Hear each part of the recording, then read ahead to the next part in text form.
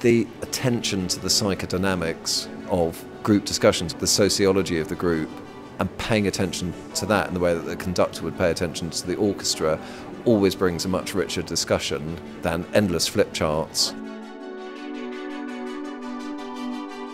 It's really helpful to just kind of like create that mindset that this is, say, a safe space for you to contribute and that you won't be judged for your contribution. At the 2015 Imagine Festival, the Changing Mindsets workshop explored ways of encouraging innovation and the development of new ideas around technology and intelligent mobility, improving ways that people and goods are transported all over the world. The workshop brought together people from a variety of professional backgrounds. It was run by academic and strategic counsellor, Professor Aladdin Aladdin. His approach embraces the philosophy of disruptive culture, opening our minds to challenge conventional wisdom and ways of doing things.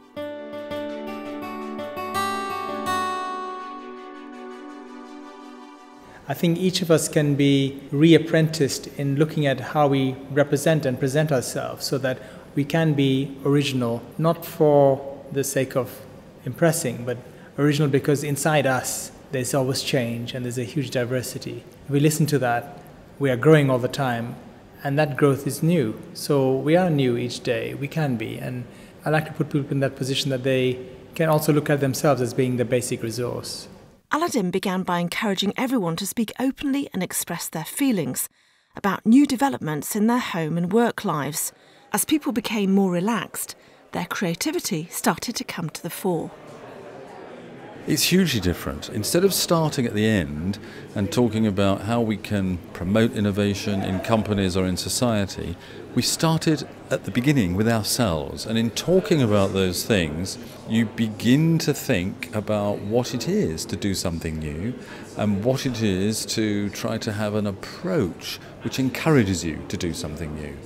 And that, I think, is going to prove very fertile ground for coming to our conclusions about how you promote innovation in society and more widely. The fact that we had to share a personal story about ourselves, it's one of those tools to show that we're all human, and doesn't matter what your background is, one shouldn't be intimidated by somebody's, 30 years experience or, 5 academic titles, because in the end, all of our experiences are equally valid. By identifying barriers to innovation, the workshop process highlighted ways of potentially overcoming obstacles.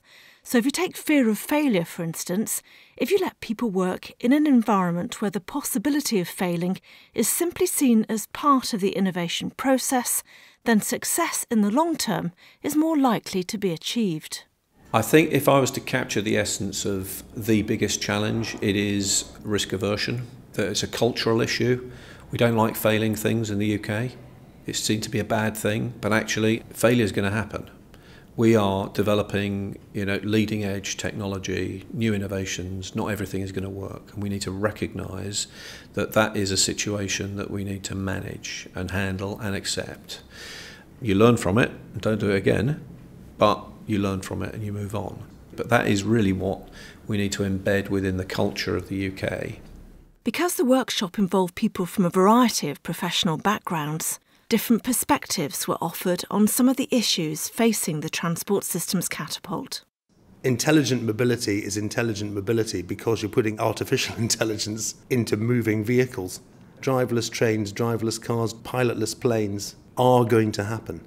That means putting our lives in the hands of something that's been programmed by us. What are the protocols around this? This is not a question the private sector by itself is going to answer. It's not a question that academia by itself is going to answer. The people that Professor Aladdin brought to the workshop were themselves interested in the questions that we were discussing about intelligent mobility, public transport, the future. And they were interested in it, though, from a different perspective to the one that we are.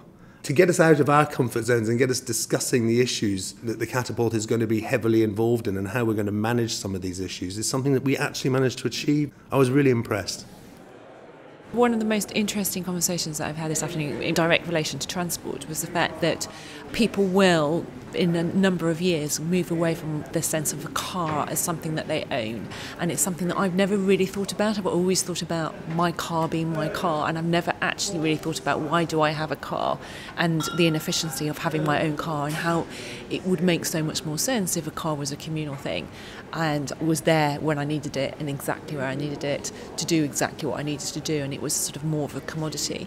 And that was quite an interesting thought, actually, and I think that that probably will happen. But if someone told me that outside of this room, I'd go, oh, rubbish.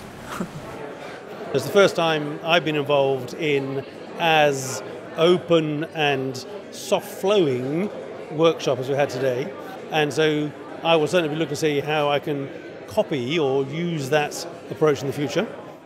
I think the whole setup is exciting. The opportunity for the Catapult staff, but also industry and academia, to use the facilities that are being established here to think about how to develop innovation that's come through. The modelling facilities that they've got here look fantastic and really help to bring alive what's in the minds of the innovators and make it real for other folk to taste, to touch, to feel, to experience, and to get a better idea of. So I think that the setup is great, and there's a real passion evident amongst the guys that have been with us this afternoon for what they're doing, and a raft of good ideas that they've got to take forward. What I'll get out of this is the realisation that I'm actually on the same wavelength as other creative minds. Yes, networking, meeting people is great, but it's also knowing that someone else exists that might have that solution to your problem is not that far away. My conclusion is that the dilemma when it comes to innovation and technology or the future is always around one single issue: people. How do you find the talented people that you need for any project, and how do you make sure that they can develop and work to their full potential, and how can you keep them? It's been kind of nourishing some of my thinking about projects that I'm currently working across in very diverse fields, from automotive and insurance, but seem relevant to more technology-based things. And I'm really interested in the space where human beings meet technology.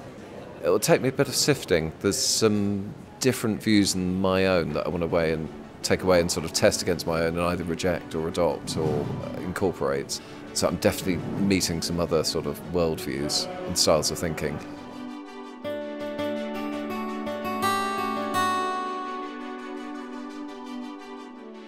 I was very struck that all three leaders from Transport Systems Catapult who were in the workshops, as well as, of course, the participants, really picked out the moral dimension of the work, the moral imperative in that work. It was kind of leaking through in different ways.